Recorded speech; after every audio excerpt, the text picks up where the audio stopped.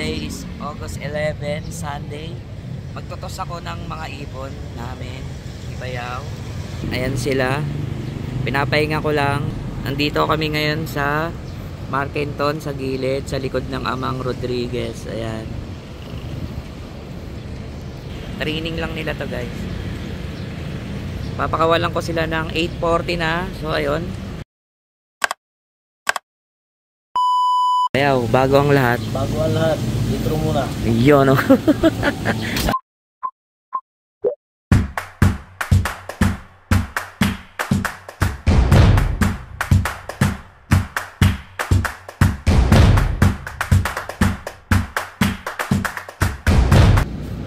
Sipad.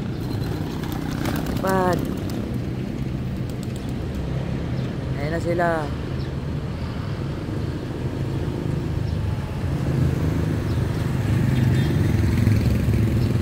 Ayan na, naghiwalay yung tatlo. Dalawa, magkasama pa rin, oh. Si Bulutong, paliparin na natin.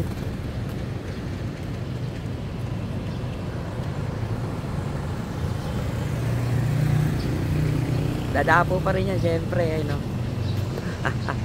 Wah, di siya nakadapo. Ayun, no?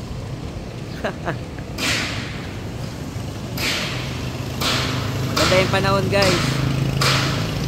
Ayun sila, oh. Ayun sila, guys, oh. Woo!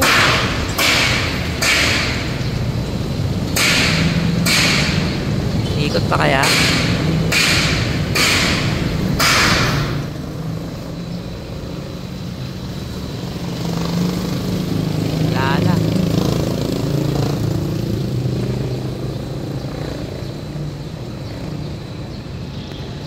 Himala, si Bulutong hindi dumapo. Kala ko dadapo. Galing. So ayun, guys, wala na. Alis na sila. Ako lang mag-isa kasi nagtos. So si Bayaw nag-aabang doon. Titignan niya kung sino yung mauuna. So ayun, guys, let's go. Alright. So ayan, guys, no, nakabalik na ako ng loob ni Bayaw. Galing ako sa bayan, tinos ko yung mga ibon para masubukan sila kung makakasama ba sila sa training ng club. Ayun, ngayon nakabalik na ako, wala pa sila, pero may nadaanan ako kanina sa parang 4, umiikot pa. Ewan ko sila yun, ha, kasi paliparan din ngayon ng mga ano na mga club. Hingal pa ako, karating ko lang, eh. So ngayon naabangan ko sila ngayon dito. Update ko na lang kayo, guys, pag andito na sila, ha. Alright.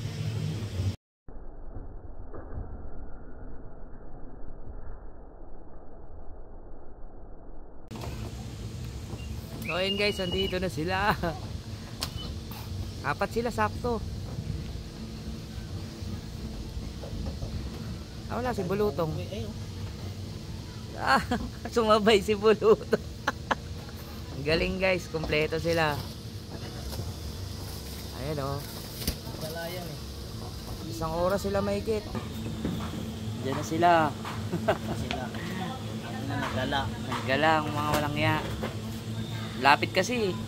Pero ang malaga kasi dyan, sabay-sabay sila nakauwi, no? Ayos, guys, kain tayo Pansit Canton with sinandoming rice. So papasukan na ni Bayaw yan. Galing, guys, sabay-sabay sila nakauwi for the first time. Walang naligaw. Nakakatuwa ako kay Bulutong, eh, no? Hindi dumapo talaga, Bayaw. Nahiya na siya. So ayun, guys, update ko na lang kayo ulit mamaya pag pumasok na sila. Alright, kain muna ako. So ayun, guys, ito na si Bagwis, papasok na siya. Alright, siyempre nauna si Bulutong. Grabe, no? Galing, no? Nagis ko sila dun sa bayan. Ayun, nakauwi pa rin sila. Ang malupit dun, Sabay-sabay guys. For the first time yan. Nakakatawa lang. Buti hindi sila inabot ng ulan. Kasi tignan nyo yung panahon. Tignan nyo yung panahon, no? Dilim na. Dilim na, grabe. Na lang, hindi sila inabot guys, no? Siyempre, kasama nila si si Baliw. Ayan, nandiyan, no? Pag yan ang kasama nila, matik yan. Ayan. Pag yan ang kasama nila, matik, magagala talaga yan. Ano yan laging bitin sa lipad. Gusto pag malayuan, ang bilis umuwi niyan. Pero pag dito lang, nako, ikot ng ikot yan. Ito, isa pa to. Ayaw pa rin pumasok. Pasaway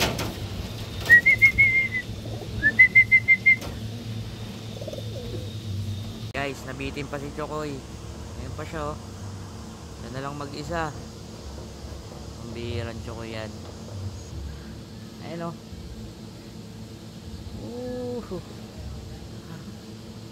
Sino kaya yung isa na yun? Si Bulutong, hindi na dumapo. Sumabay na ng uwi. Congrats. Minsan nagbabago talaga ang ibon, no? Ayan, isa sa pasawayan, si Bulutong. Ang tagal umuwi niyan, talagang araw. Pero ngayon, sumabay siya sa uwian. Kasi ito, nagagandaan ako sa ibon na to. Pagod siya, oh. Ganda pa ng kulay. Yan si Bagwis. Diba? Pinangalan natin sa kanya Bagwis. So ayun guys, yan lang muna ang update ko. Sa susunod na lang ulit. Si Chokoy nag-ikot pa eh. So at least ngayon yung nila sabay-sabay silang umuwi. First time yun kasi lagi nauna si lang si Baliw. Meron ngayon sabay-sabay sila. Hindi ko lang na-videoan eh. Nagulat din ako biglang dumating, Ayun lang yan, sabay-sabay tatlo sila naka-victory. Kasi yung inagisang ko mula dito sa amin, yan halos 5.6 kilometer siya. Sa land yun ewan ko lang sa air. Baka lang yun, mga 4 kilometers lang siguro yun, pag sa air. Malayo-layo na rin, So ayun guys, abangan nyo, darating na yung pang namin, pang malakasang ibon galing kay Kuya Michael. So ayun guys, Siyempre yung anak pa ni Baliw tsaka nung puti, abang-abang lang tayo guys, So ayun guys, thank you. So sunod na lang ulit, bye.